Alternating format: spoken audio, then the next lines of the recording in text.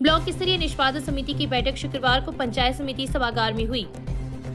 SDM doctor अभिलाषा की अध्यक्षता में हुई बैठक में सीवीओ भंवरलाल डूडी ने प्रत्येक पीईओ व यूसीईओ से स्कूलों में चल रहे शैक्षिक व सह शैक्षिक कार्यों की प्रगति की समीक्षा की तथा आवश्यक दिशा निर्देश दिए। एसीबीओ आनंद कुमार पारिक ने निजी स्कूलों के भौतिक सत्यापन, सिंगल नोडल अकाउंट व ब्लॉक रैंकिंग का चर्चा करते हुए आवश्यक जानकारी दी। एसीबीओ उमेश जाखड़, संदर्भ व्यक्ति पवन जोशी, नंदलाल स्वामी व साक्षरता कोऑर्डिनेटर सुरेंद्र सीकर ने भी अपने विचार प्रकट करते हुए विभागीय दिशा निर्देश उपस्थित शिक्षा अधिकारियों को दिए। एसडीएम ने सभी पीईओ व यूसीईओ को राज्य सरकार की कल्याणकारी योजनाओं को सजगता से लागू करने एवं बोर्ड परीक्षाओं के निष्पक्ष व व्यवस्थित संचालन करने के लिए निर्देशित किया है। इस अवसर पर ब्लॉक के सभी राजकीय उच्च माध्यमिक स्कूलों के संस्था प्रधान उपस्थित थे। ब्लॉक निष्पादन समिति की बैठक आयोजित की गई, जो प्रतिमाह आयोजित की जाती है और ये बैठक एसडीएम महोदय की अध्यक्षता में आयोजित की जाती है, जिसमें हमारे ब्लॉक के विद्यालयों से संबंधित विभिन्न प्रकार के शैक्षिक नवाचारों से संबंधित अपन चर्चा करते हैं।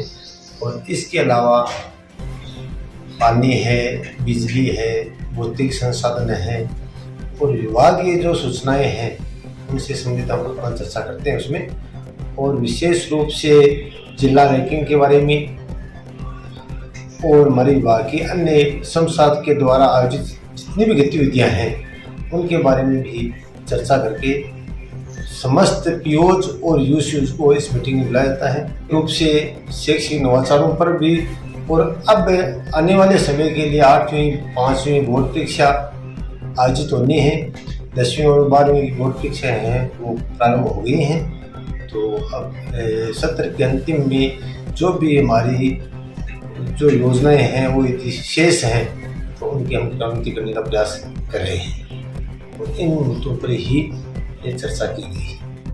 प्राचीन श्याम मंदिर के 57वें वार्षिक उत्सव पर आयोजित नानी बाई के मायरा की कथा में शुक्रवार को कथावाचक ने भक्त नरसी के जीवन पर प्रकाश डाला।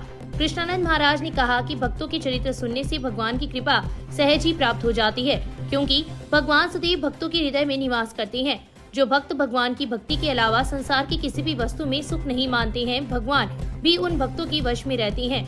उन्होंने कहा कि भक्तों के चरित्र सुनने से सरलता व भक्तिमय जीवन जीने का संदेश प्राप्त होता है।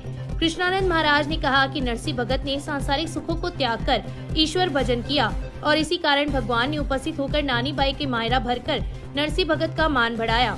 मंदिर पुजारी प्रदीप धर ने आगंतुकों का आभार प्रकट किया। कथा की प्रारंभ में मुख्य यजमान राजकुमार मुरार का दंपति ने व्यासपीठ की पूजा अर्चना की।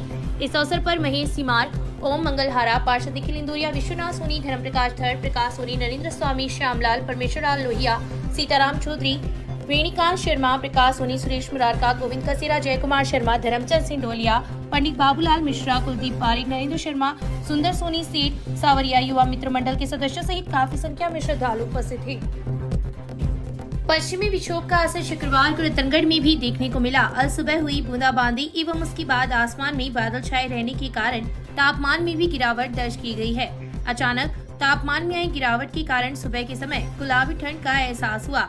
बारिश होने से जहां मौसम खुशनुमा बन गया, वहीं दूसरी ओर किसानों के चेहरे पर चिंता की लकीरें दिखाई दी।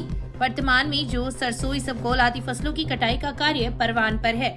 रतनगढ़ में हुई बारिश से किसानों की फसलों को नुकसान होने की संभावना जताई जा रही है। साथ ही बदलती मौसम के कारण मौसमी बीमारियों का भी प्रकोप बढ़ा है तथा अस्पताल के आउटडोर में भी रोगियों की संख्या में इजाफा हुआ है। शहर एवं देहात ब्लॉक कांग्रेस कमेटी के तत्वाधान में हाथ से हाथ जोड़ो अभियान का द्वितीय चरण शुक्रवार से प्रारंभ हुआ है। इस दौरान गांव लोहा, खोथड़ी, भोजासर, सावतिया, हुक्कासर, रजियासर, मीठा, ढाणी, रिनवा व हरासर में ग्राम सभाओं का आयोजन कर सरकार की योजनाओं एवं राहुल गांधी की भारत जोड़ो यात्रा के स्टिकर वितरित किए गए। इस मौके पर कांग्रेस नेता पुसाराम गुदारा ने कहा कि देश में बढ़ती बेरोजगारी व महंगाई के लिए केंद्र सरकार जिम्मेदार है। राजस्थान सरकार के मुख्यमंत्री अशोक गहलोत द्वारा शुरू की गई चिरंजीवी योजना आमजन के लिए वरदान साबित हो रही है। कांग्रेस के कार्यकर्ता क्षेत्र में लोगों की समस्याओं के निदान के लिए संघर्ष कर रहे हैं। सभाओं को पूर्व प्रधान गिरधारीलाल बांगड़वा, दीवान सिंह भानीसरिया, देहात अध्यक्ष कालूराम मेघवाल, पूर्व अध्यक्ष बानीराम मेघवाल, अरविंद चाकलान, महेश पुरोहित, देवकी नंदन, पार्षद मुख्तियार खान, पिथराम मेघवाल, रामकरण जाट आदि ने संबोधित किया।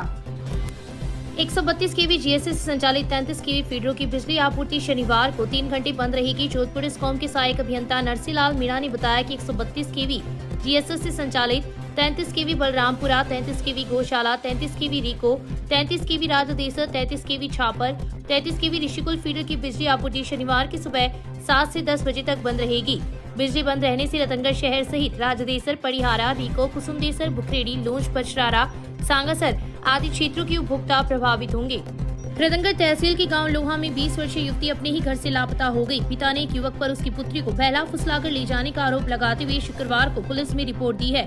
पुलिस ने 39 वर्षीय पिता की रिपोर्ट पर मामला दर्ज कर जांच शुरू कर दी है। लोहा निवासी 39 वर्षीय पिता द्वारा दी गई रिपोर्ट में उल्लेख किया गया है कि देर रात जब वह उठा तो उसकी 20 वर्षीय पुत्री अपने कमरे में नहीं मिली। सब जगह तलाश भी किया लेकिन उसका कोई सुराग नहीं लगा। पिता ने शंका जताई कि डीडवाना निवासी एक युवक उसकी पुत्री को बहला फुसलाकर भगाकर ले जा सकता है, क्योंकि उक्त युवक पहले भी उसे परेशान करता था और गलत मैसेज भेजता था। पुलिस ने युवती के पिता की रिपोर्ट पर मुकदमा दर्ज कर जांच एएसआई छगनलाल को सुपुर्द की है।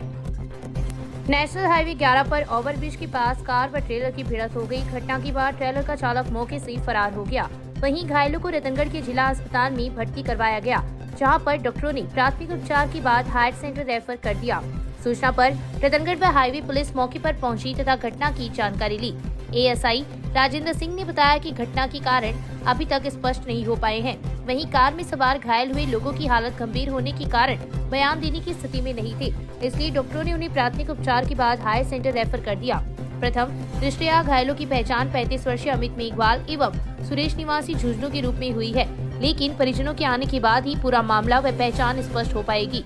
घटना के बाद ट्रेलर चालक वाहन को छोड़कर मौके से फरार हो गया।